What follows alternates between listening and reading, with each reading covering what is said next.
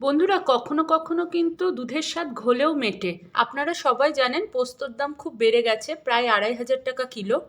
কিন্তু রাঢ় বাংলার এমন অনেক মানুষই আছেন যারা পোস্ত ছাড়া ভাত খেতে পারেন না। তাদের জন্যই আজকের আমার এই রেসিপি।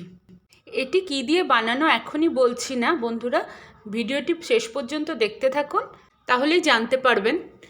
তবে যা দিয়ে এটা বানিয়েছি তার দাম মাত্র 40 থেকে 50 টাকা পার কিলো। তবে এটা খেতে একদম পোস্তর বড়ার মতোই লাগবে।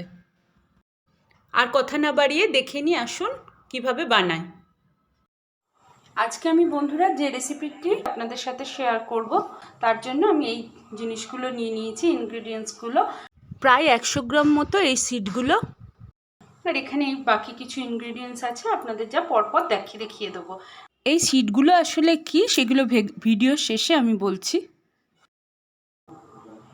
এখানে আমি প্রথমে এই সিডটাকে শুকনো অবস্থায় বারবার জাক দিয়ে মিক্সারে ঘুরিয়ে নেব।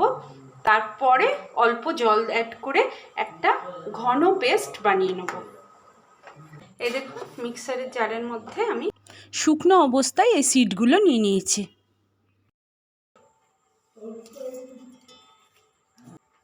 এবার আমি শুকনো অবস্থাতেই মিক্সার ঘুরিয়ে এটার একটা শুকনো গুঁড়ো বানিয়ে নেব। এই দেখুন বন্ধুরা, আমি শুকনো অবস্থায় ঘুরিয়ে এরকম একটা গুঁড়ো বানিয়ে নিয়েছি।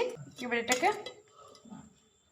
এটার সাথে আমি এই চামচের সাহায্যে কয়েক চামচ জল যোগ করে বারবার ঘুরিয়ে একটা ঘন পেস্ট বানিয়ে নিচ্ছি। সামান্য একটু জল আমি এতে অ্যাড করব। ফার্স্টে অল্প অল্প করে জল অ্যাড করব। এই দেখুন, চামচ দিয়ে অল্প অল্প করে 2-3 চামচ মাত্র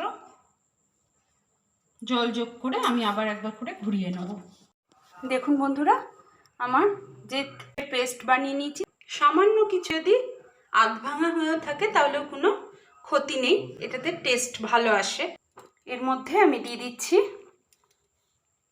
একখানা পেঁয়াজের ঘন করে কুচি, এতে দিয়ে দিচ্ছি অল্প একটু লঙ্কা কুচি। যদি আপনারা চান তাহলে একদম যখন বাটবেন তখনই তার মধ্যে কাঁচা লঙ্কা দিয়েও পেস্ট বানিয়ে নিতে পারেন। দিয়ে দিচ্ছি লঙ্কা গুঁড়ো, স্বাদ অনুযায়ী দেবেন, যে যেরকম ঝাল খান সেরকম দেবেন। এই যে দিয়ে দিচ্ছি স্বাদ মতো লবণ,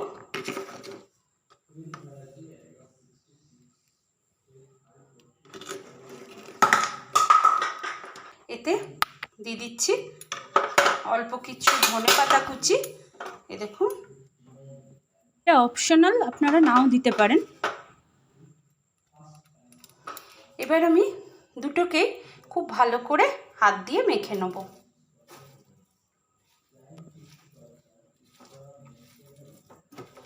দেখুন আমি কতটা ঘন করে বেটেছি, যার জন্য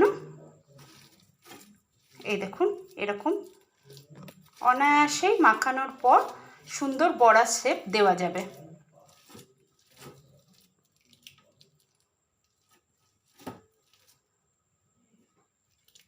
রেডি হয়ে গেছে। এবার এটাও মেখে নিচ্ছি।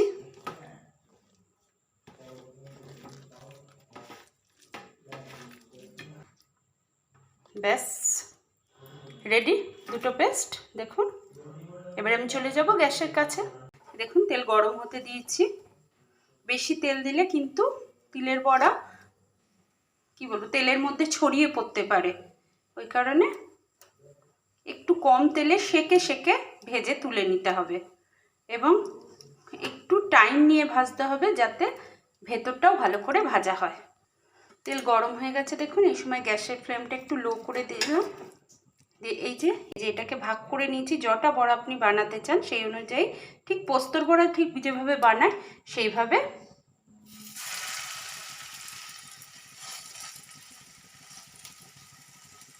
বসিয়ে দিলাম। ঠিক একই রকমভাবে, কিন্তু অবশ্যই যেন জলটা যখন বাটবেন তখন জলটা বুঝে দেবেন, কারণ যদি একটু নরম হয়ে যায় তাহলে কিন্তু তখন এই বড়া করা মুশকিল হয়ে যায়। এরকম শক্ত করে পেস্ট বানালে বড়া করতে খুব সুবিধা হয়।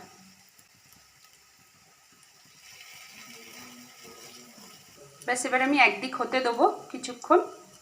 দেখুন একদিক একটু লাল লাল হয়ে এসেছে। দেখুন বন্ধুরা একটা দিক লাল লাল হয়ে গেছে, ওই কারণে আমি এইভাবে উল্টে দিচ্ছি, খুব সহজেই উল্টে দেওয়া যাবে।